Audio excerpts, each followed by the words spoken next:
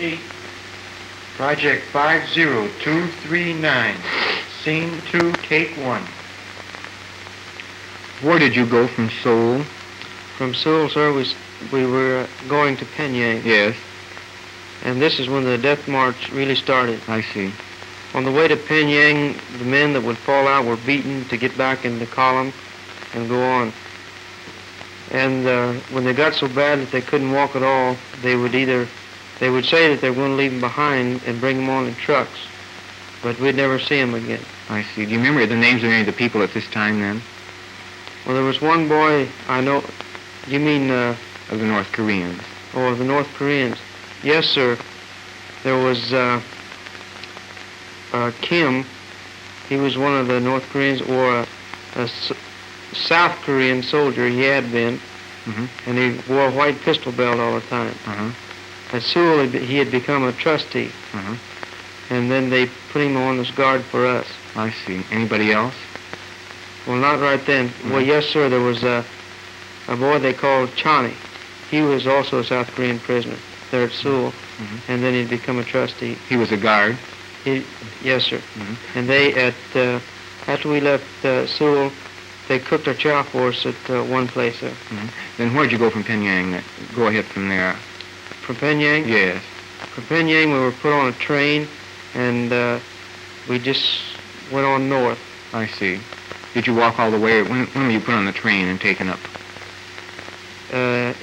It was in October. I don't know just the day it was, but it must have been the 16th, because 5 days later is when the massacre was. We were in the tunnel.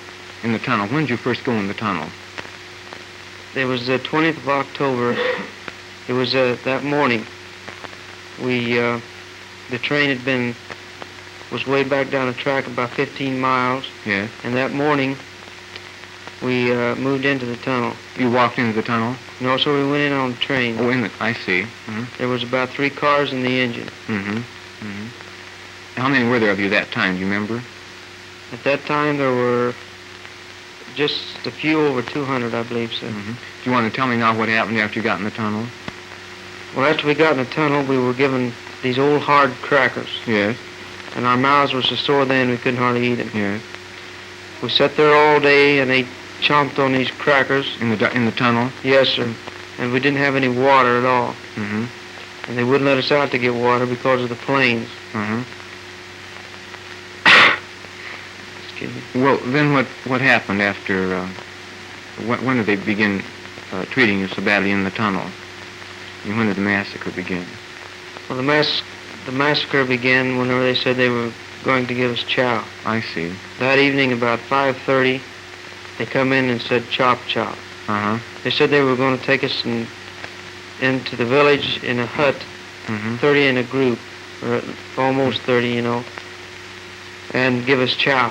Mm-hmm. Well, the first bunch went outside the tunnel, and we heard a lot of firing. Of course, we didn't know what it was. We didn't know what was coming off at all.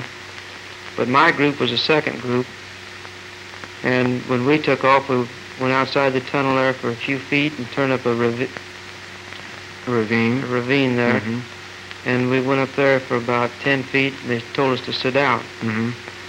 Well, we sat down, and then they opened fire on us. There were about 30 of you? I didn't even know what was coming off there at first until I heard someone say, "Oh, my God." And then all I could do was just lay down and pray. You had not been hit yet? I hadn't been hit right then. And then I just laid there, and I felt the first bullet. And then I thought I might be hit again, and I just had to lay there and wait. Where were you hit? Through the thighs, sir. Were all those around you killed, as far as you know? Well, I could hear them moaning, sir. Then what did you do after all this happened? Well, after this Is that happened, when you got away? Yes, sir. My buddy was right in front of me, and I was laying right next to him, and thank God he didn't get hit. But I told him I was going to crawl out. I've been watching the guards. I told him I was going to crawl out and for him to follow. So I took out over the rest of them, and there was another boy laying up there, and he come behind me. Were the guards still watching, or had they thought you were all killed? Well, they must have thought we were all killed because they had left. I'd been watching the guards because I didn't want to get caught myself. You don't know who any of these guards were, or what unit they were from, or any of that? Well, the guards, sir, I know two of them were South Korean prisoners, had been South Korean prisoners. How many were doing the shooting, do you know? Well, at our bunch, sir, I believe there were just 3. Were there any officers or just all enlisted men as far Just enlisted men, as far as I know. Well, go ahead now. That's when you got away? Yes, sir. I crawled out and went up the ditch. And I sat there for a while, and before I left, there were 6 of us.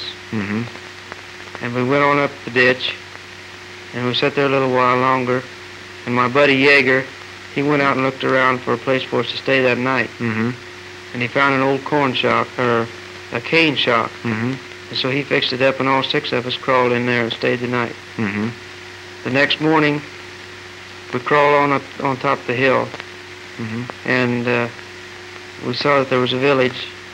So Yeager, he was stubborn. I didn't want him to go down, but he wanted to. So he went down in the village and got us some water, and brought back some rice. And we ate this and drank the water, and we slept a while. And it was a little afternoon that a captain and a South Korean come up and said, "Take it easy, fellas." And then's when we Was this an American captain, you mean? Yes, sir, an American captain. And we all just busted out bawling because we were so glad to be liberated. And that's when you went on back then with the Americans? Yes, sir. Did you see any more atrocities from then on? I mean, you didn't see any more North Koreans after that? We never saw any more North Koreans. After they shot you, that was the end of the atrocities that you had seen? Yes, sir. I see. And then you came back to, where did you go after the Americans had liberated you then? Well, the Americans liberated us up there and on the hill, and General Allen, he come up too. I see. How many were liberated with you? Just you 3? No, sir, there was 21. But you were the only 3 from that group of 30. The rest were all killed, as far as you know. Well, as far as I know, there were only, since I've been here in the hospital, there were 8 of us out of that one group.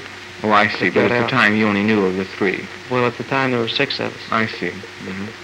And then they brought you on down from... From there, they took us down to the trucks and took us to Pyongyang and kept us overnight and put us on a plane the next morning. We were flown to the 118th Station Hospital. But you don't remember the names of any of the other Koreans except the names of these 2 South Koreans you gave me? No, sir. Those were the only ones? Yes, sir. Cut.